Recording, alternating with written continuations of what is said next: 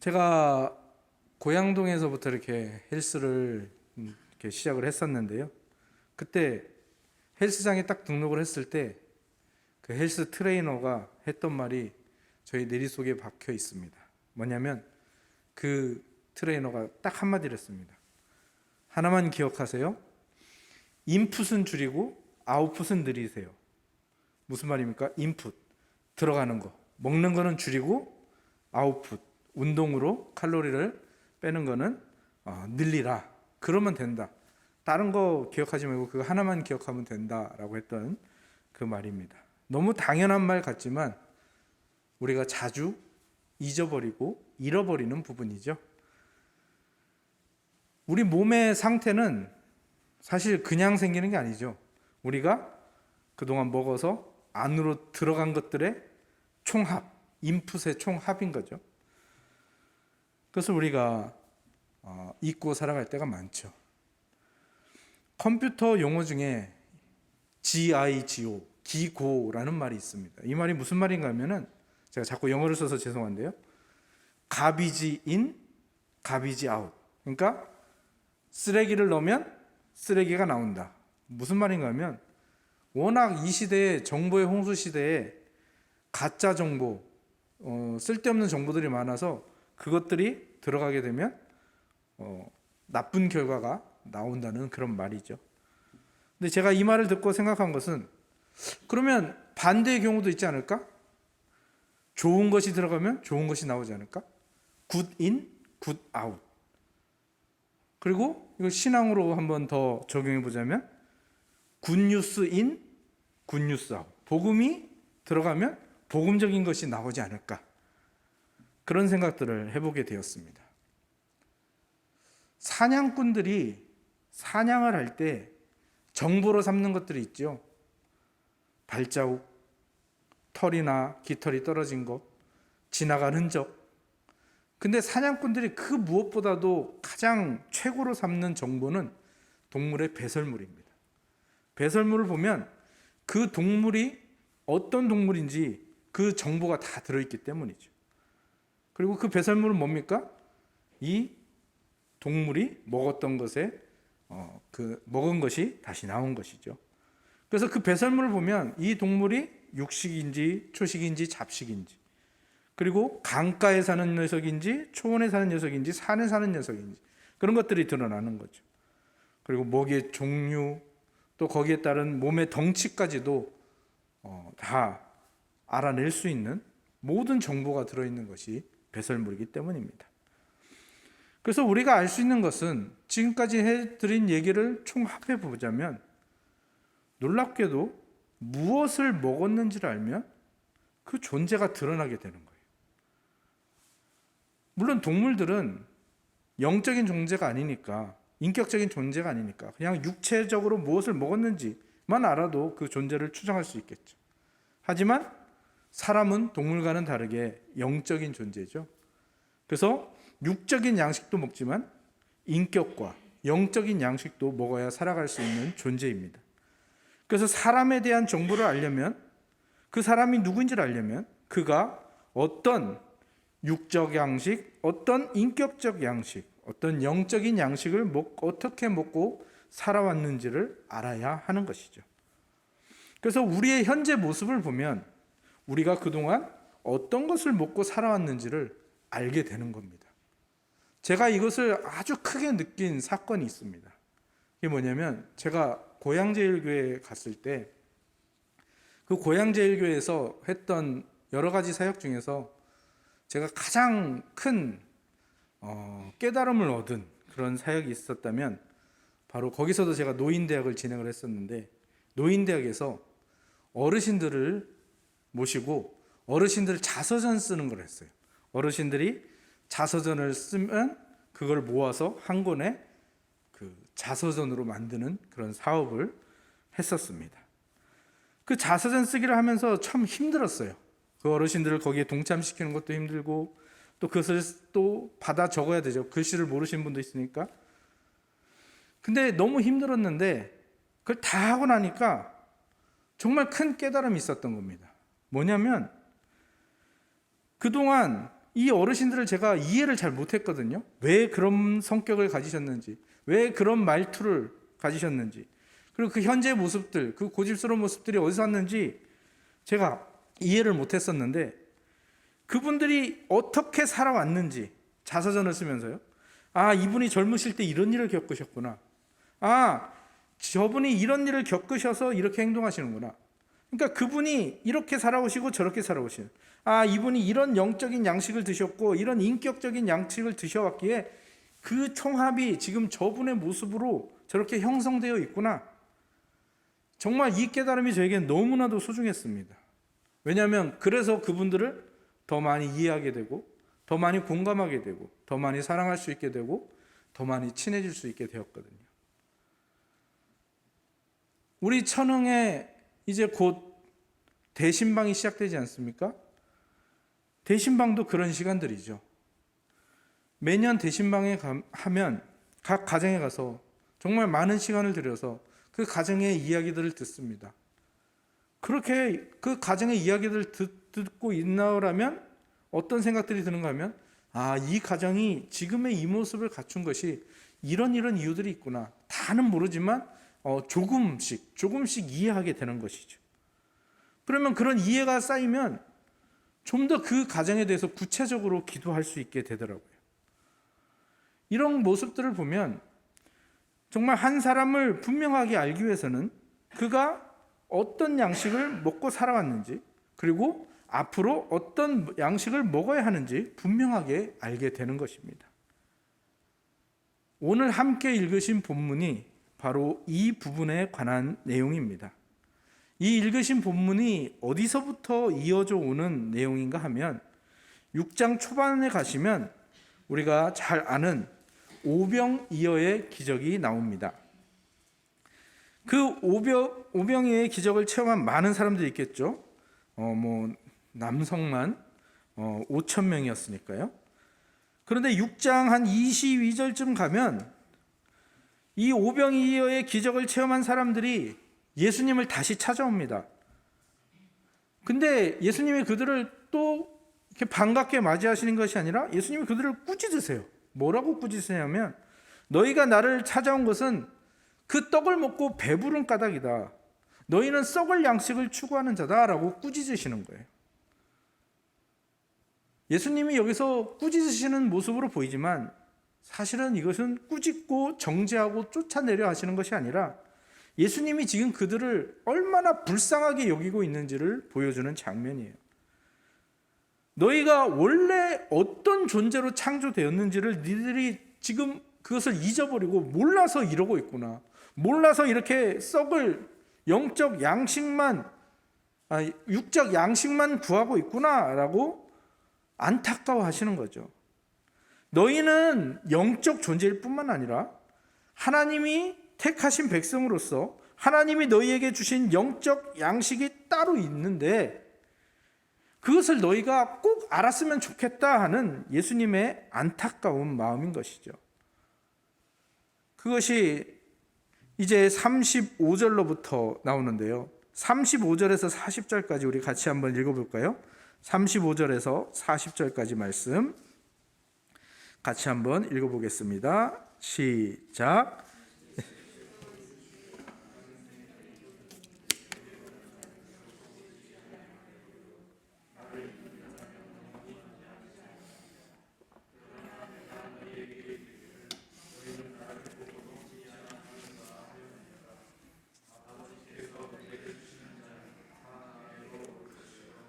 내게 오는 자는 내가 결코 내쫓지 아니하리라.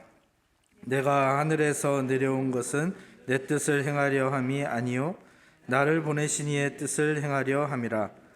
나를 보내신 이의 뜻은 내게 주신 자 중에 내가 하나도 잃어버리지 아니하고 마지막 날에 다시 살리는 이것이니라. 내 아버지의 뜻은 아들을 보고 믿는 자마다 영생을 얻는 이것이니 마지막 날에 내가 이를 다시 살리라 하시니라. 아멘. 47절에서 51절도 같이 읽어볼까요? 47절로 51절입니다. 시작.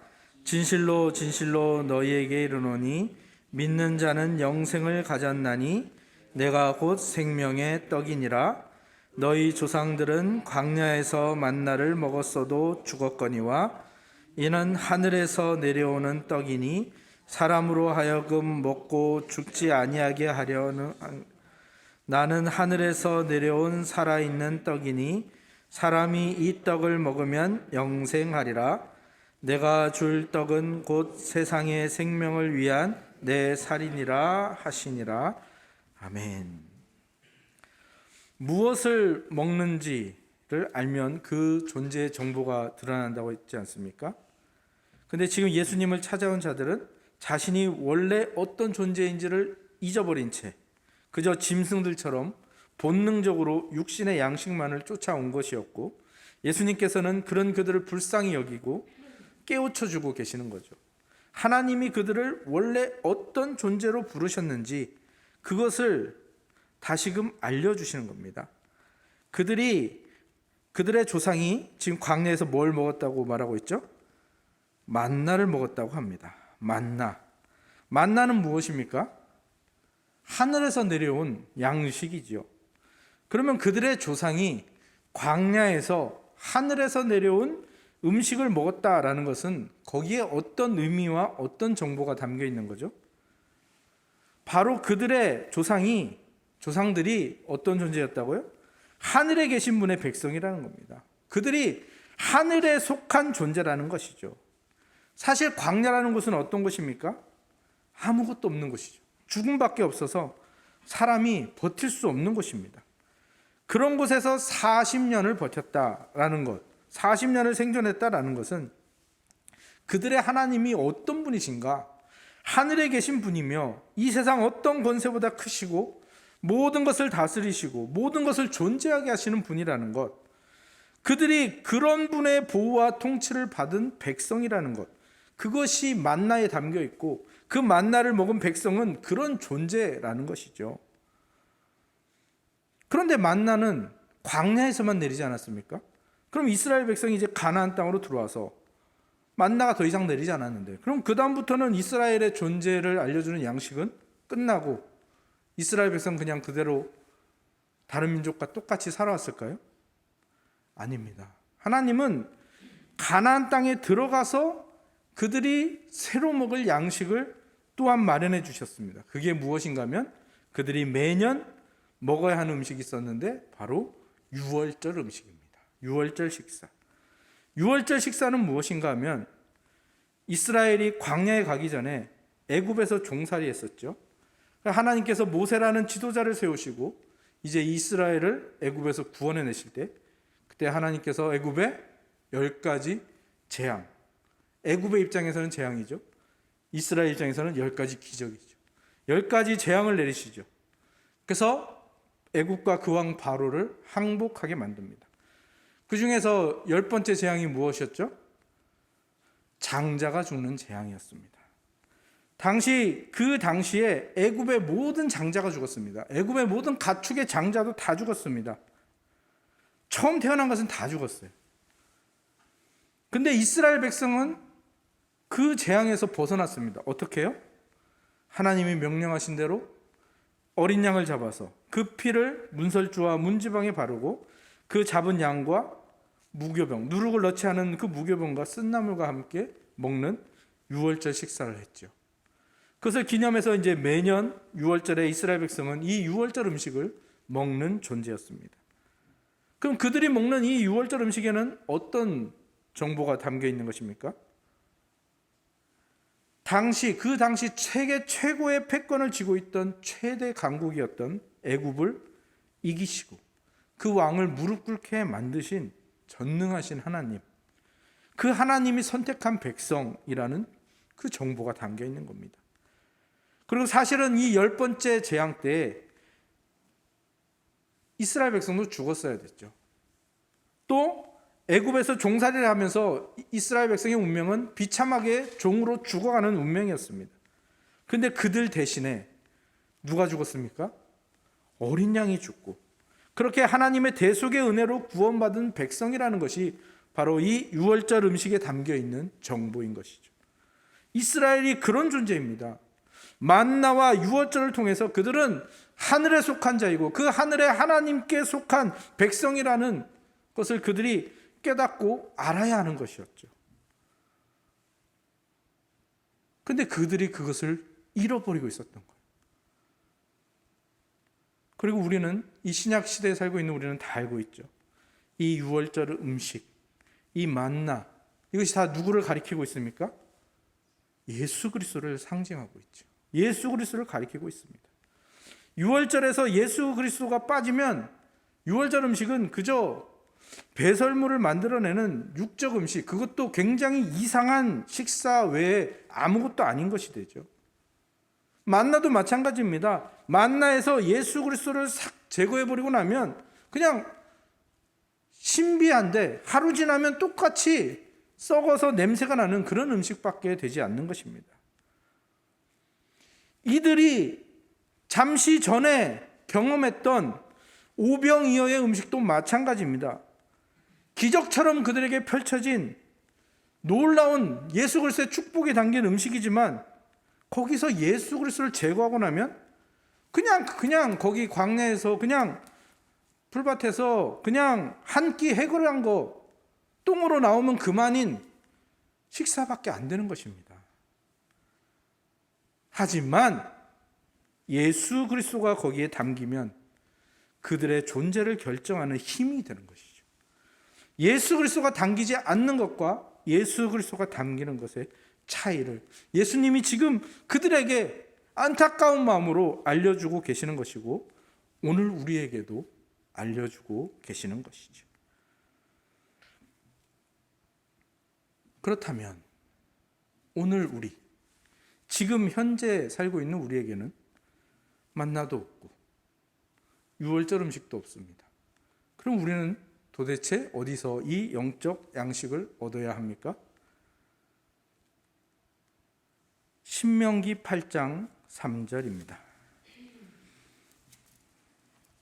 구약성경 신명기 8장 3절입니다. 구약성경 274면에 있습니다.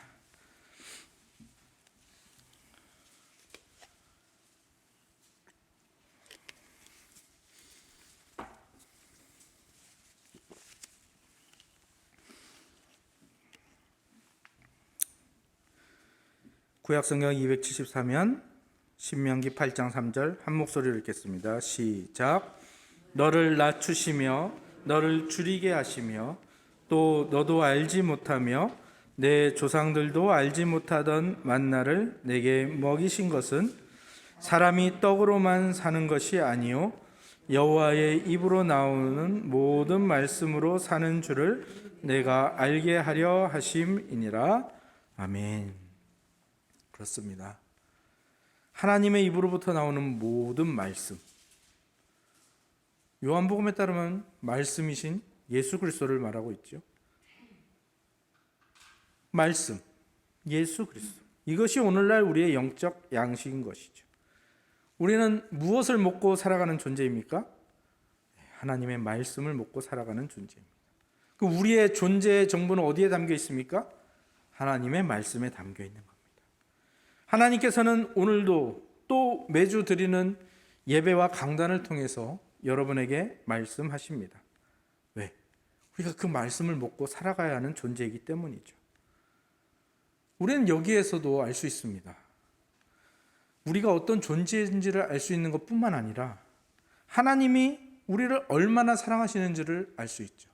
왜 하나님이 신자에게 교회를 허락하셨고 그 교회를 통하여 예배를 드리게 하시고 말씀을 듣게 하시고 먹게 하시는가?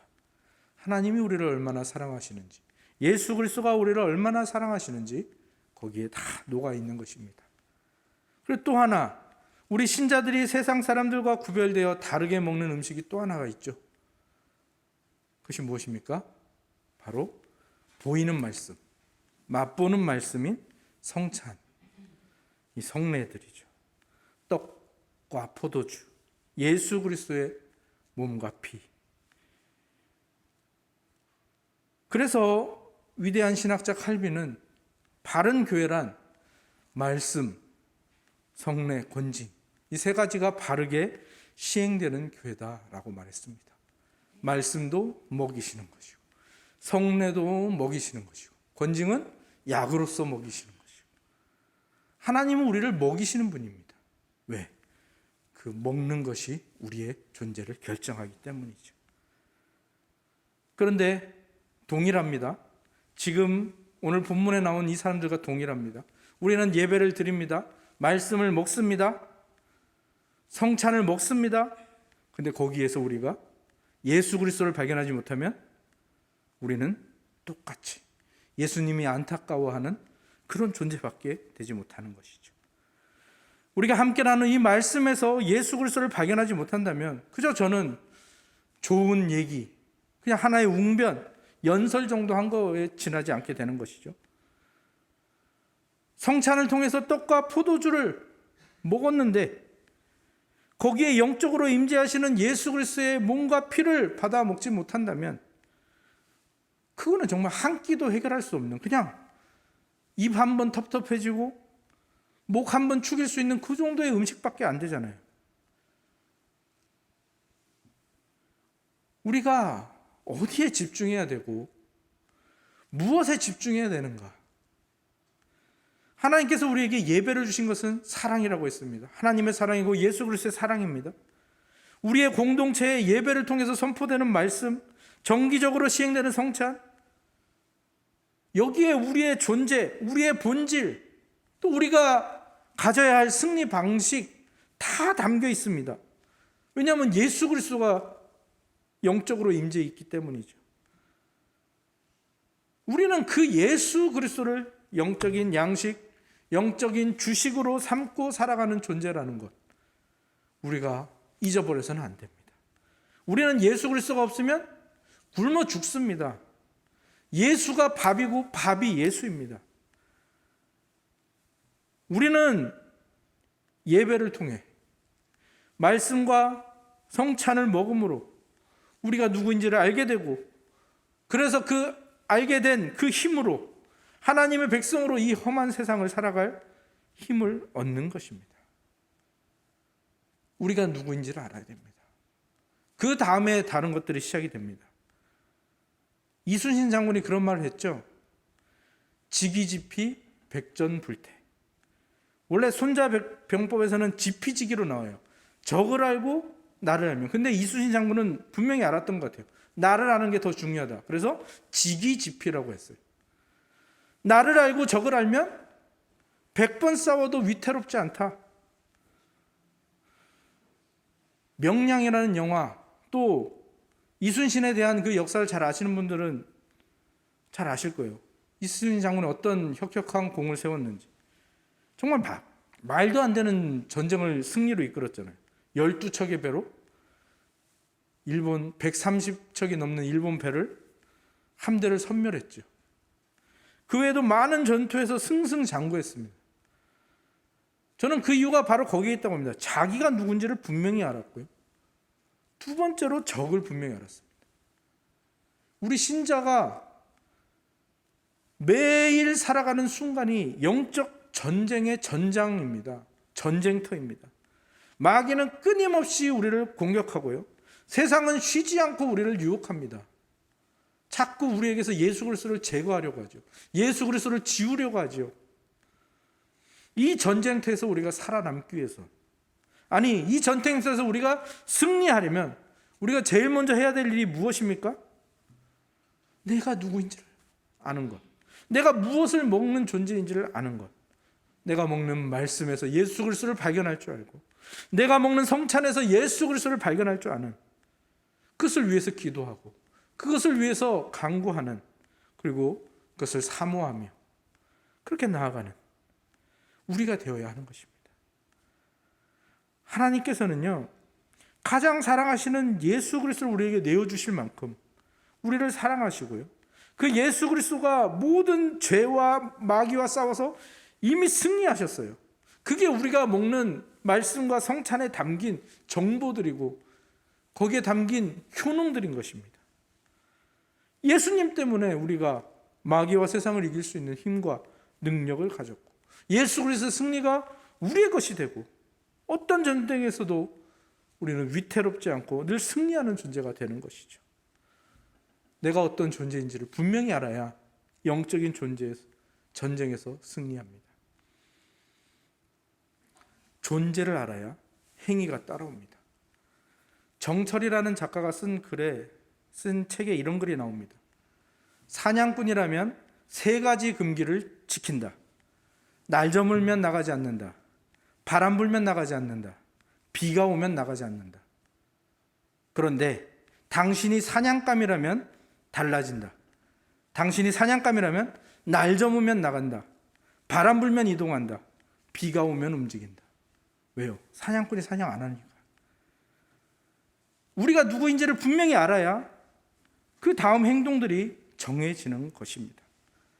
우리가 이 세상을 살아갈 때 영적 전쟁에 늘 패배하고 왜 여전히 공허하고 왜 여전히 배고프고 늘 그렇게 실패하고 좌절하는 1차적인 원인이 어디에 있는가? 우리 자신이 누구인지를 우리가 분명히 생각하지 못하고 있다는 것입니다. 그리고 우리가 누구인지를 우리가 드러내기를 두려워하고 있다는 것이죠. 왜요? 내가 어떤 존재인지를 분명하게 모르니까. 내가 어떤 존재의 백성인지 그 존재, 그 이름이 가진 힘을 우리가 모르기 때문에, 그리고 알려고 하지 않기 때문에 그런 것이죠. 이태리의 명품들, 스위스의 명품 시계들, 그 브랜드 네임은요, 다 사람 이름 아니면 가문 이름입니다. 왜요? 자신의 이름, 그 명장의 이름, 그리고 그 가문의 이름을 걸고 만들기 때문에 최고의 것을 늘 만들어내는 거예요. 그래서 명성이 떨어지지가 않죠. 끊임없이 좋은 제품들이 나오죠. 그러면 우리는 어떤 이름이 걸린 존재입니까? 전능하신 하나님, 구원자 예수 그리스도, 그분의 말씀을 먹는 존재들 아닙니까? 창조주 하나님의 이름이 걸려있고, 구원자 예수 그리스도의 이름이 걸려있고, 보혜사 성령님의 이름이 걸려있습니다. 전능하신 하나님은 우리를 만드시고 우리에게 말씀을 주시고, 구원자 예수 그리스도는 그분이 친히 말씀이 되어주시고 친히 제정하신 성찬을 우리에게 먹게 하시고, 보혜사 성령님께서는 그 말씀을 듣고 이해하게 하시고 그 성찬을 먹고 소화하게 하시고, 우리가 어떤 존재입니까? 영원 무한 불변하신 삼위일체 하나님의 이름이, 그리고 그 전 존재가 걸린 존재입니다. 하나님의 입에서 나오는 말씀, 그게 모든 존재예요. 예수 그리스도 그 자체잖아요. 예수 그리스도의 몸과 피, 성찬, 예수 그리스도 전부예요. 성령 하나님의 도우심, 성령 하나님의 전부를 우리에게 주고 계시거든요. 우리는 그것을 양식으로 삼고 거기에서 힘을 얻는 그런 존재라는 것입니다. 그런 존재로 하루하루를 살아가시기 바랍니다. 다윗이 블레셋의 장군 골리앗을 상대하기 위하여 갈 때 뭘 가지고 나갔죠? 뭘 가지고 나갔습니까? 물맷돌과 돌, 나무 막대기, 이거 가지고 나갔습니까? 아니요, 다윗은 그렇게 말하지 않습니다. 다윗이 블레셋 사람에게 이르되 너는 칼과 창과 단창으로 내게 나아오거니와 나는 만군의 여호와의 이름 곧 네가 모욕하는 이스라엘 군대의 하나님의 이름으로 내게 나아가노라. 다윗은 삼위일체 하나님의 이름을 가지고 나아간 것입니다. 아무것도 아닌, 아무 힘도 없어 보이는 다윗, 그가 하나님의 이름으로, 하나님의 이름이 걸린 존재로 서니까 불가능한 승리를 얻게 되는 것이죠.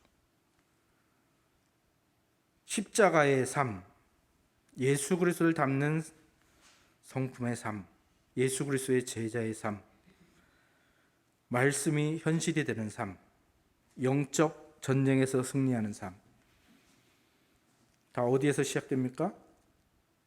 예수 그리스도 그 말씀을 먹는 것부터 시작이 됩니다. 굿뉴스 인, 굿뉴스 아웃. 복음이 들어오면 복음이 나갑니다.